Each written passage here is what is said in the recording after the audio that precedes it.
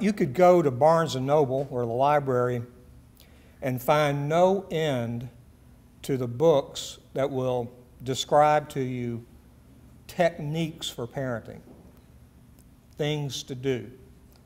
And for a long time, I've felt that while parenting techniques are not trivial, it ain't nothing, that often what's absent in our lives, our family lives, when we're trying to be a parent, is a really mature, thought-out sense of what our principles are, which I think end up being a lot more important than the details. And I think part of that is because we are all so busy. It can be so overwhelming to take care of things and to raise kids that we often end up being reactive. You know, the kids arrive, we're raising them, we're kind of figuring it out as we go on. Something happens, we respond to it, then we sit around and decide whether we responded to it the right way or the wrong way. And I think we miss out on some of the richness of raising our kids if we focus too much on how and not enough on why, or what is our motivation, what is it we're really trying to accomplish. I work now mostly full-time for my church in Prince of Peace in Hoover. And this weekend we had a group of young people, or couples there, preparing to get married. And one of the things I said to them is that I believe the time to begin raising our children is before they're conceived.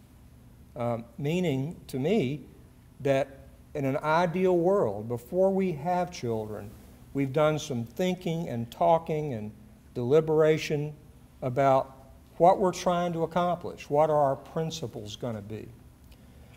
So then about 10 or, I don't know, 15 years ago, something like that, I lose track of time, Birmingham News called me out of the blue and they said, we're working on this article about principles of parenting. And would you write some up and send them to us, let us interview you? And I did. And by the way, the weird thing about that whole experience is when it came out in the paper, I was reading the paper and it said, local parenting guru Dale Wiseline. When did that happen? I had no idea. So at that time, I started really thinking about the idea of principles. So I'm going to talk with you a little bit about the big picture and then offer some examples of principles. Now, these are my principles. My wife and I raised 3 daughters. Some of these principles I'll share with you later are ones we thought about when we were doing it. Some of them we thought about when it was all over, you know, some things we wish we had done differently in retrospect as we, you know, have gotten older and had a chance to reflect on it. But one thing I often think about when I'm thinking about parenting by principle is this business of love and limits. And the metaphor I like to use for this is a seesaw, you know, where when one thing goes up, the other thing goes down. That's not always true of parents, but it's sometimes true. So some parents, I think, are just naturally good at this business of love and affection and talking to their kids and being sweet to them and being affirming. And some parents just have got that down. And some of them have that down so much that they also, the same people, end up being parents who could not set a limit on that child's behavior if their life depended on it.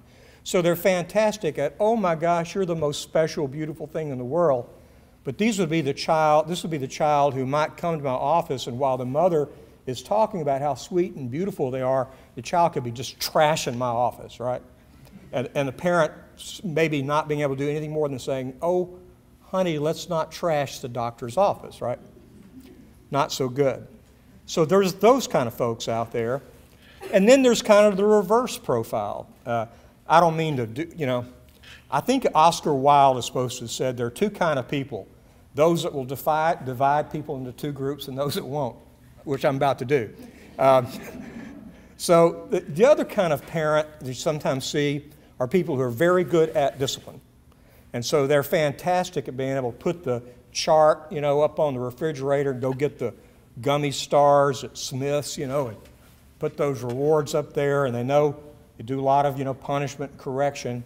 And sometimes those parents have more difficulty just pulling that kid up to them and tell them how much they love them, And so a lot of my work over the years has been trying to help parents find that balance. And I've got kind of a way of summarizing a kind of a motto about this. And just, if you haven't learned already, I tend to be fairly blunt with my language. Part of what we tried to do with our daughters is essentially with what we said, how we behaved toward them, we essentially wanted to say, we love you more than you can ever imagine, and we will not tolerate your crap. Those things are hard to say in the same sentence. I'm not even sure you should.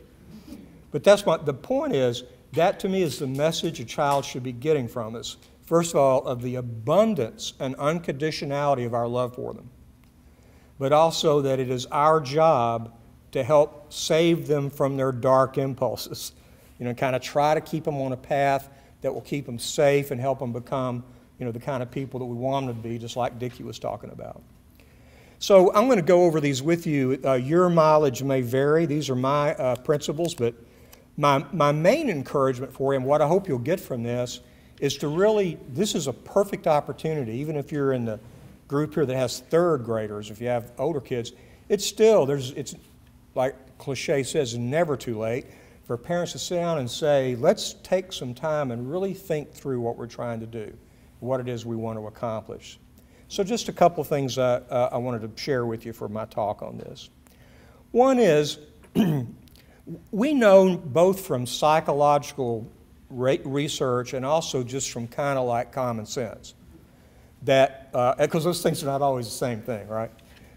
We know that being loved and being the recipient of affection when you're a child, love and support, those things are just essential for a human being to turn out to be somebody with values and integrity and to know how to treat each other. It's really kind of almost hard to summarize how important this is to the developing infant and for the young child. Really, you might be thinking, isn't that important for all of us? And I'd say, heck yeah. All I'm saying is, it just seems to be particularly critical for children to always have that sense of being loved. And I don't mean to sound too much like Mr. Rogers, but I'm going to go ahead with it, that they really understand that our love for them has no conditions attached to it. And I'd put another kind of spin on this, which is kids, I think, need to know that we love them, but they also really thrive when they believe that we like them, right? And there's a really powerful lesson about this to skip ahead a few years, like to age 18. You'll all get there someday if you're not already. There's this book by Hal Raines, who used to be an editor at New York Times, grew up in Birmingham. And Hal Raines wrote a book called Fly Fishing Through the Midlife Crisis, which is a great title, by the way. And he tells a story about his son has been accepted into college. And to celebrate that, they plan this big fishing trip out someplace. And so they just are in day one of their fishing trip, and they get word that they've made a mistake, that his son needs to be at the college campus right now. They're going to have to, cut their trip short. And so Hal Raines had all of these ideas of what he wanted to say to his son during this one-week trip, and now he's got 5 minutes before this kid gets on a Jeep and heads for the college campus. He's got just a couple minutes. So what Hal Raines says to his son is, you are the kind of man I would enjoy being with even if you weren't my own son. Now, what's the message there, really? That's a message about love, but it's also a message about just authentication of the kind of person you are, and that's a powerful thing, for us. So sometimes people say, what if I don't like my child? And I say, you got to learn to fake it. Which may be impossible, by the way. That's the sad thing. So this is something we can't neglect, and we also can't fall into the trap of saying, I wish I had more time for this. And there's good news about this. Theoretically, this doesn't require a lot of time. Most children, if they have a minute or two out of the day of something that reminds them and reinforces of their parents' love and support, they'll probably be just fine, you know. So it doesn't require tons and tons of time. You don't have to take a day off a week, you know, to take care of this. So those things are essential, as are limits. And our kids' job developmentally is to resist all the limits we put on them. Our job is to put some reasonable limits on, and their job is to push that envelope. Have you noticed? Right? Every day, kind of push that envelope. We could resent that if we wanted to, but it's better to think of it as the absolutely normal developmental thing that's supposed to happen. That's the nature of a limit. A child then's job is to push that, explore that, to see how serious that you are. It's also part of the child's job to wail and gnash their teeth at how mean and cruel you are. You are the meanest parents in a 3-county area. You know, all those kinds of things you hear from kids. But I promise you, there's a place down in there that knows they need you to save them from their impulses. That there's something deeply reassuring to kids about having limits set on their behavior. Again, I don't mean to sound too much like a shrink, but it's a half unconscious thing. You know, and you'll see it when parents don't set limits. It's not just that kids run wild.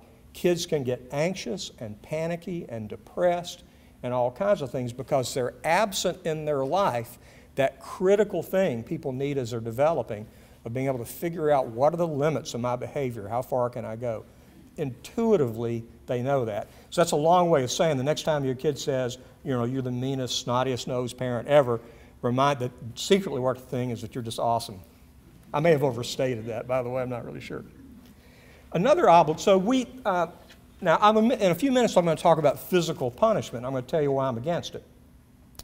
But sometimes that gets interpreted by people as me saying I'm soft about disciplinary matters. My wife and I, nobody ever accused us of being soft or being too permissive or whatever it is, because we were very willing and pretty good at doing this, which is the technical term for this is getting your finger up in a child's face, right?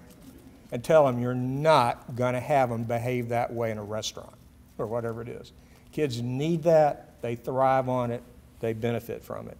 So that business of setting limits is something we always need to be exploring, whether we're hitting that the way we need to be hitting it, you know, that we're doing our job there.